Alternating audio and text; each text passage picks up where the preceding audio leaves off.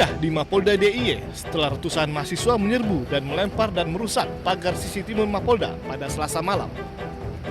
Selain itu, pengunjuk rasa juga mendobrak pintu pagar dan merusak pelang nama Mapolda DIY.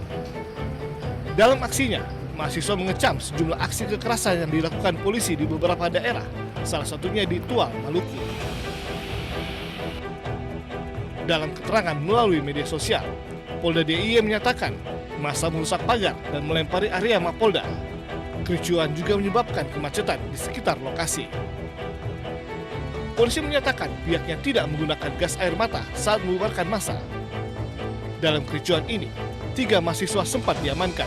Namun setelah dilakukan koordinasi, ketiganya telah dikembalikan ke rektorat kampus masing-masing. Dari Sleman, Yogyakarta, Heru Trijoko, iNews melaporkan.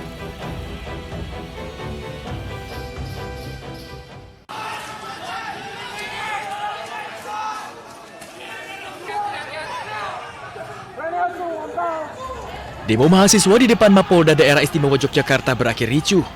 Polisi dan mahasiswa saling serang dengan batu.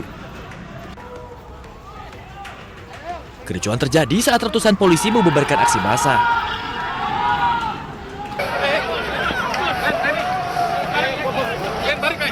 Ratusan polisi berpakaian preman mengejar hingga membuat mahasiswa kocar-kacir. Dalam aksi ini, massa sempat menggelar sholat gaib di depan Mapolda DIY untuk mendoakan korban yang meninggal akibat kekerasan oknum polisi. Kita doakan juga bersama teman-teman yang ada di sini. Kita doakan semoga para almarhum yang menjadi korban dari kejahatan para polisi itu mendapatkan ketenangan di alam sana, dan semoga para pelaku tidak diberikan hidup yang tenang, tidaknya sampai mereka mendapatkan balasan baik itu di dunia maupun di akhirat. Unjuk rasa di depan Mapolda DIY ini dilakukan sebagai bentuk kekecewaan mahasiswa atas tindak kekerasan yang dilakukan aparat polisi kepada masyarakat di sejumlah daerah. Dari Sleman, Yogyakarta, Heru Trijoko, iNews melaporkan. 2000 tertinggi itu 2019, bahkan 40. Puncaknya nggak pernah sebelumnya itu. 40 indeks kita. Di zaman Orde Baru Soeharto itu terendah itu di angka 17 karena indeks waktu itu baru 1 sampai 10 tertinggi ya. Di tahun 2012 indeks itu sudah pakai angka 1 sampai 100 ya. Nah, tahun 97, 98, 99 itu terendah di angka 17 atau 1,7. Tertinggi itu di zaman Pak Jokowi. Mulai dari 2015 ya. Ini 2019, 18, 17, 16, 15 itu naik terus. Ya. Jadi itulah rekor Sebentar. indeks korupsi kita tertinggi di zaman Ini Pak sebuah Jokowi. fakta, tapi Bung Ferdinand tadi sempat tertawa. Tapi ini fakta loh Bung Ferdinand. Ya, ini Jadi betul. indeks Ini bukan persepsi buat-buatan korupsi loh. Rapot naik di zaman Pak Transparansi Jokowi. internasional punya Seolah data. bahwa itu adalah kinerjanya Jokowi kalau yang baik-baik. Ya, enggak kan? gini. Itu aja. Saya mau menjelaskan Kalau yang jelek-jeleknya bahwa- mereka nggak mau itu Jokowi. Oke. Yang baiknya diklaim Jokowi. Wes. Bukan klaim Jokowi, tetapi di pemerintahan Jokowi kalau dikatakan Jokowi memperlemah KPK itu salah besar karena kita bicara data. Satu ya. Silakan ini data. Tertinggi 40 nih undang-undang Ya. KPK masih undang-undang yang lama. Artinya Makanya lihat situ. naik ini semua KPK berdasarkan undang-undang KPK ketika itu sangat independen. Kapan dia turun dari 40 ke 37? Ketika undang-undang diubah oleh Presiden Jokowi dan DPR ketika itu. Kenapa dia jadi tidak independen ketika itu, dan salah satu penilaian ANKEK, salah satu unsurnya adalah lembaga independen gitu ya. Kenapa dia turun dan lain-lainnya turun? Karena memang KPK ditempatkan di dalam atau di bawah rumpun eksekutif, di bawah presiden. Sehingga terlanggarlah konsep ANKEK itu. Nah, sebenarnya kalau Jokowi mencoba menghindar dan memuji pemberantasan korupsi di eranya meningkat, enggak. Yang meningkat itu kerja publik semua. Di dalamnya mungkin ada kerja Jokowi tapi tidak maksimal. Kenapa tidak maksimal? Karena penilaian untuk aparat penegak hukum yang ada di bawah Jokowi dalam pemberantasan korupsi tidak bagus juga. KPK di luar Jokowi. Begitu dimasukkan ke dalam lingkup kekuasaan ranah eksekutif malah anjlok.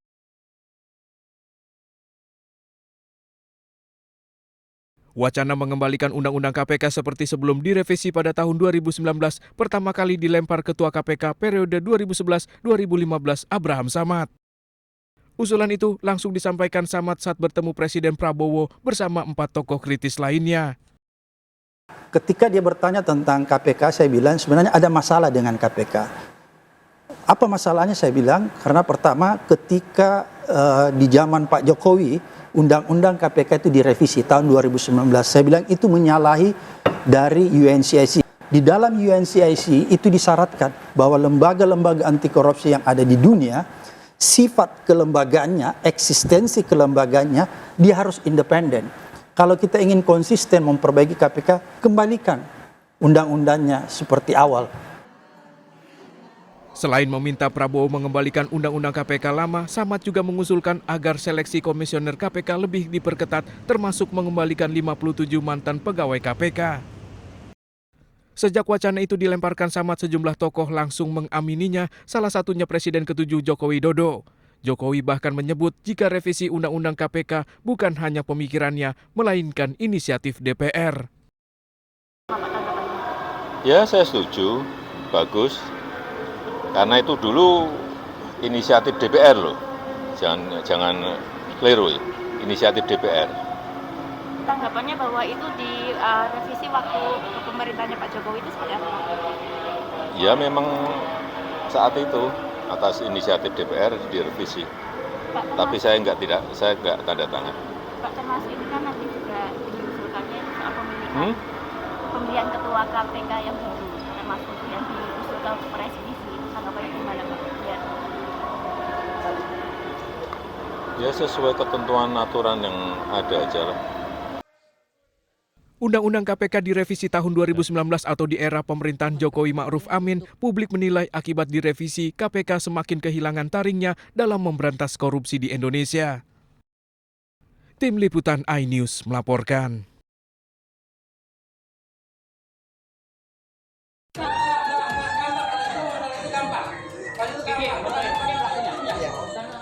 Pelaku yang masih di bawah umur diamankan warga setelah menghabisi nyawa kakaknya di rumahnya di Jalan Puskesmas, Kelapa Gading Timur, Kelapa Gading, Jakarta Utara pada Selasa sore. Petugas dibantu warga mengevakuasi korban Muhammad Amar Robani, 22 tahun yang mengalami luka parah di kepala karena dipukul palu oleh adiknya yang masih berusia 15 tahun. Sempat dilarikan ke rumah sakit Gading Pluit, namun nyawa korban tidak dapat diselamatkan. Saat kejadian, warga mendengar teriakan minta tolong dari dalam rumah. Saya kebetulan lagi di rumah, ibunya itu keluar, teriak-teriak, minta tolong. Lah, saya ngelihat ke situ, tahu-tahu anaknya udah tergeletak, kakaknya. Itu udah berdarah semua itu. Di mana bang? Di berdarah yang di kepala? Di dalam, ya kepalanya. Polisi menggelar olah TKP dan memasang garis polisi di lokasi kejadian. Polisi masih menyelidiki motif penganiayaan, namun dugaan sementara pelaku tega aniaya kakaknya karena cemburu orang tua pilih kasih. Sekarang masih dalam proses penyidikan, sedang dalam proses di rumah sakit. Korban perempuan atau? Ya, dua-duanya. Jenis kelamin laki-laki ya. Siap. Masih di bawah. Yang mananya? Anak masih di bawah. Yang korbannya itu pelakunya izin? Pelaku. Korban dibawa ke rumah sakit Polri untuk dilakukan otopsi, sementara pelaku dibawa ke unit perlindungan perempuan dan anak Polres Jakarta Utara untuk diperiksa lebih lanjut. Dari Jakarta, Sofian Firdaus, iNews melaporkan. Tunggu-tunggu selama 4 bulan ke belakang nyampe juga. Ini paket bukan sembarang paket, isinya adalah sebuah dokumen yang penting banget yang merubah nasib dan masa depan anak-anakku. Kita buka ya. Arya Irwantoro, suami Dwi Sasetia Ningtyas, influencer yang membuat heboh dengan konten pamer paspor British Citizen anaknya, diwajibkan mengembalikan dana LPDP oleh Menteri Keuangan Purbaya Yudi Sadewa. Arya Irwantoro diduga belum memenuhi kewajiban pengabdian sesuai skema 2N+1, yaitu kembali dan berkontribusi di Indonesia selama 2 kali masa studi ditambah 1 tahun setelah lulus. Arya menempuh studi S2 dan S3 dengan pendanaan LPDP hingga meraih PhD dari Utrecht University pada tahun 2022 lalu dan melanjutkan riset postdoktoral di University of Exeter. Menteri Keuangan Purbaya menyebutkan bahwa pihak LPDP telah berkomunikasi dengan Arya dan ia menyebut bersedia mengembalikan dana beasiswa beserta bunganya. Itu uang dari pajak dan sebagian dari utang yang kita sisihkan untuk memastikan SDM kita tumbuh. Tapi kalau dipakai untuk menghina negara ya kita minta uangnya dengan bunganya kalau gitu. Nanti saya akan blacklist dia. Di seluruh pemerintahan nggak akan bisa masuk. Berdasarkan data LPDP dan informasi tuition fee dari situs resmi Utrecht University, LPDP membiayai Arya Iwantoro bersama keluarga yang tinggal di Inggris, mulai dari biaya kuliah sekitar 900 juta rupiah, penelitian sekitar 150 juta rupiah, asuransi 50 juta rupiah, serta tunjangan biaya hidup dan keluarga sekitar 1,9 miliar rupiah, hingga total 3 miliar rupiah.